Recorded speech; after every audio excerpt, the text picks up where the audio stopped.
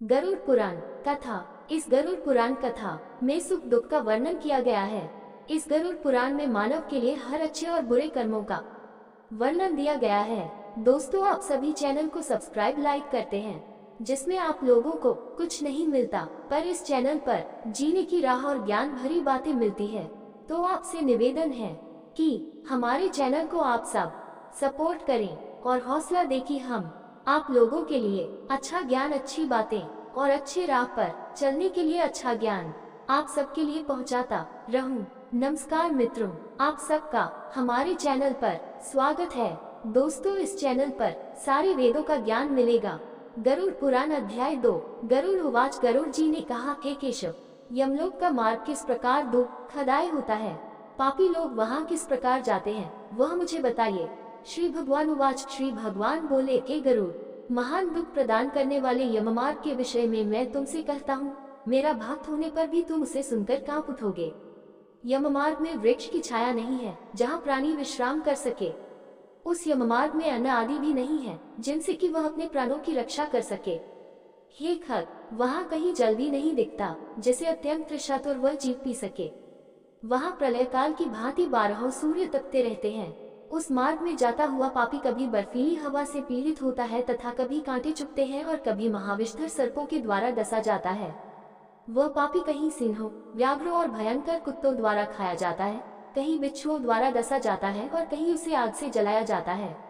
तब कहीं अति भयंकर महान असिपत्रवन नामक नरक में वह पहुंचता है, जो 2000 योजन विस्तार वाला कहा गया है। वह वन कौओं, उल्लुओं, वटों, पक्षी विशेषों, गीधों, सरगों तथा डांसों से व्याप्त है। उसमें चारों ओर दावाग्नि व्याप्त है। असिपत्र के पत्तों से वह जीव उस वन में छिन्न भिन्न हो जाता है। कहीं अंधे कुएं में गिरता है, कहीं विकट पर्वत से गिरता है, कहीं छुरे की धार पर चलता है तो कहीं कीलों के ऊपर चलता है, कहीं घने अंधकार में गिरता है, कहीं उग्र भय उत्पन्न करने वाले जल में गिरता है, कहीं जोंकों से भरे हुए कीचड़ में गिरता है तो कहीं जलते हुए कीचड़ में गिरता है, कहीं तपी हुई बालुका से व्याप्त और कहीं धधकते हुए ताम्र में मार्ग, कहीं अंगार की राशि और कहीं अत्यधिक धुएं से भरे हुए मार्ग पर उसे चलना पड़ता है। कहीं अंगार की वृष्टि होती है, कहीं बिजली गिरने के साथ शिलावृष्टि होती है, कहीं रक्त की, कहीं शस्त्र की और कहीं गर्म जल की वृष्टि होती है, कहीं खारे कीचड़ की वृष्टि होती है। मार्ग में कहीं गहरी खाई है, कहीं पर्वत शिखरों की चढ़ाई है और कहीं कंदराओं में प्रवेश करना पड़ता है। वहाँ मार्ग में कहीं घना अंधकार है तो कहीं दुख से चढ़ी जाने योग्य शिलाएं हैं, कहीं मवाद, रक्त तथा विष्ठा से भरे हुए तालाब हैं। यम मार्ग के बीचों बीच अत्यंत उग्र और घोर वैतरणी नदी बहती है। वह देखने पर दुखदायिनी हो तो क्या आश्चर्य, उसकी वार्ता ही भय पैदा करने वाली है। वह 100 योजन चौड़ी है, उसमें पूरे पीप, मवाद और शोणित रक्त बहते रहते हैं। हड्डियों के समूह से तट बने हैं, अर्थात उसके तट पर हड्डियों का ढेर लगा रहता है। मांस और रक्त के कीचड़ वाली वह नदी दुख से पार की जाने वाली है। अथाह गहरे और पापियों द्वारा दुखपूर्वक पार की जाने वाली यह नदी केशरूपी सेवार से भरी होने के कारण दुर्गम है। वह विशालकाय ग्राहों, घड़ियालों से व्याप्त है और सैकड़ों प्रकार के घोर पक्षियों से आवृत है। हे गरुड़, आए हुए पापी को देखकर वह नदी ज्वाला और धूम से भरकर कड़ाह में रखे घृत की भांति खोलने लगती है। वह नदी सुई के समान मुख वाले भयानक कीड़ों से चारों ओर व्याप्त है। वज्र के समान चोंच वाले बड़े बड़े गीध एवं कौओं से घिरी हुई है। वह नदी शिशुमार, मगर, जो, मछली, कछुए तथा अन्य मांसभक्षी जलचर जीवों से भरी पड़ी है। उसके प्रवाह में गिरे हुए बहुत से पापी रोते चिल्लाते हैं और हे भाई, हा पुत्र, हा तात, इस प्रकार कहते हुए बार बार विलाप करते हैं। भूख और प्यास से व्याकुल होकर पापी जीव रक्त का पान करते हैं। वह नदी झागपूर्ण रक्त के प्रवाह से व्याप्त, महाघोर, अत्यंत गर्जना करने वाली, देखने में दुख पैदा करने वाली तथा भयावह है। उसके दर्शन मात्र से पापी चेतना शून्य हो जाते हैं। बहुत से बिच्छू तथा काले सर्पों से व्याप्त उस नदी के बीच में गिरे हुए पापियों की रक्षा करने वाला कोई नहीं है। उसके सैकड़ों, हजारों भावरों में पड़कर पापी पाताल में चले जाते हैं। क्षण भर पाताल में रहते हैं और एक क्षण में ही ऊपर चले आते हैं। हे खग, वह नदी पापियों के गिरने के लिए ही बनाई गई है। उसका पार नहीं दिखता। वह अत्यंत दुखपूर्वक करने योग्य तथा बहुत दुख देने वाली है। इस प्रकार बहुत प्रकार के क्लेशों से व्याप्त अत्यंत दुखप्रद यममार्ग में रोते चिल्लाते हुए दुखी पापी जाते हैं। कुछ पापी पाश से बंधे होते हैं और कुछ अंकुश में फंसाकर खींचे जाते हैं और कुछ शस्त्र के अग्रभाग से पीठ में छेदते हुए ले जाए जाते हैं। कुछ नाक के अग्रभाग में लगे हुए पाश से और कुछ कान में लगे हुए पाश से खींचे जाते हैं। कुछ काल पाश से खींचे जाते हैं और कुछ कौ से खींचे जाते हैं। वे पापी गर्दन, हाथ तथा पैर में जंजीर से बंधे हुए तथा अपनी पीठ पर लोहे के भार को ढोते हुए मार्ग पर चलते हैं।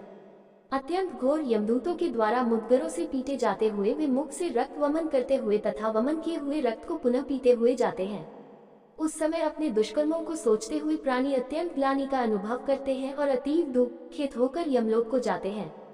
इस प्रकार यममार्ग में जाता हुआ वह मंदबुद्धि प्राणी हा पुत्र हा पौत्र इस प्रकार पुत्र और पौत्रों को पुकारते हुए हाय हाय इस प्रकार विलाप करते हुए पश्चाताप की ज्वाला से जलता रहता है। वह विचार करता है कि महान पुण्य के संबंध से मनुष्य जन्म प्राप्त होता है। उसे प्राप्त कर भी मैंने धर्माचरण नहीं किया। यह मैंने क्या किया?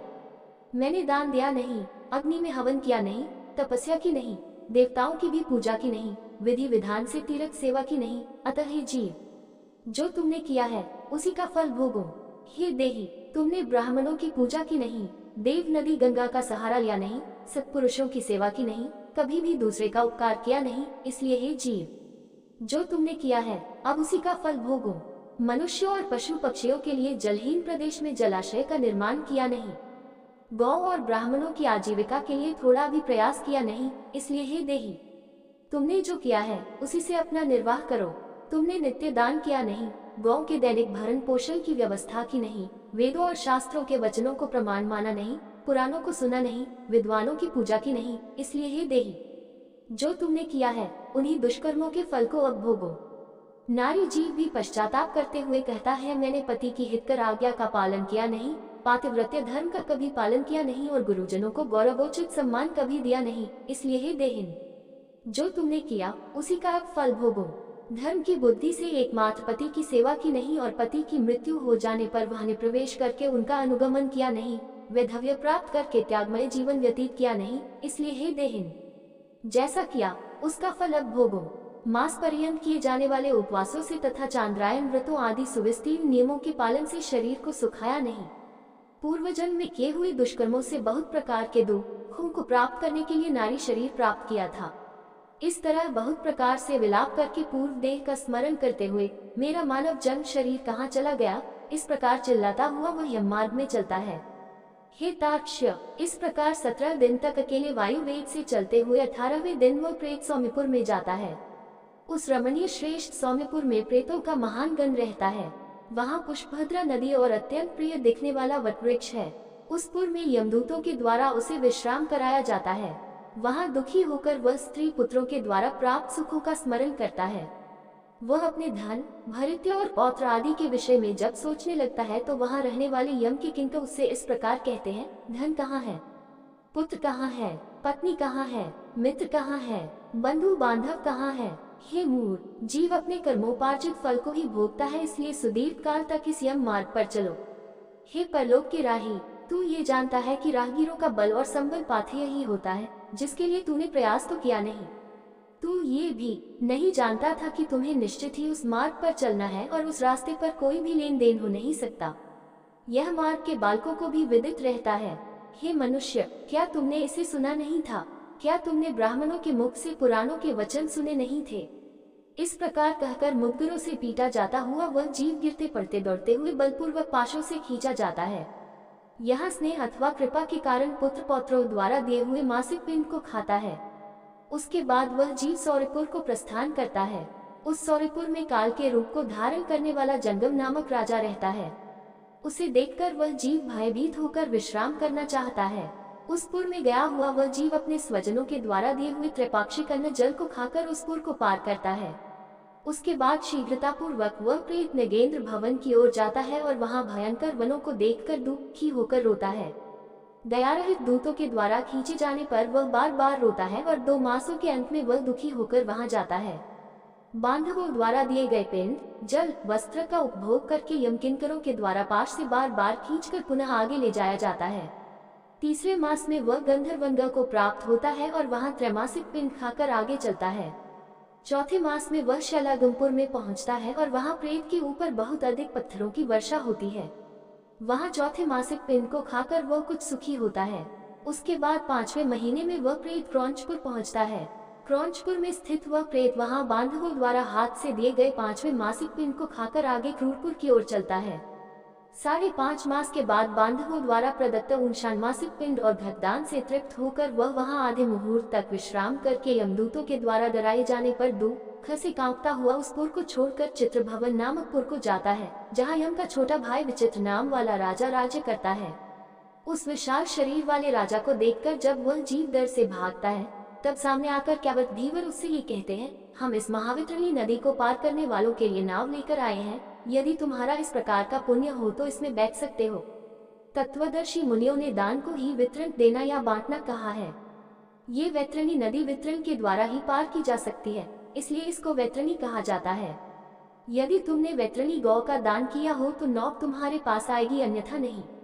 उनके ऐसे वचन सुनकर प्रेत हा देव ऐसा कहता है। उस प्रेत को देखकर वह नदी खोलने लगती है और उसे देखकर प्रेत अत्यंत क्रंदन विलाप करने लगता है।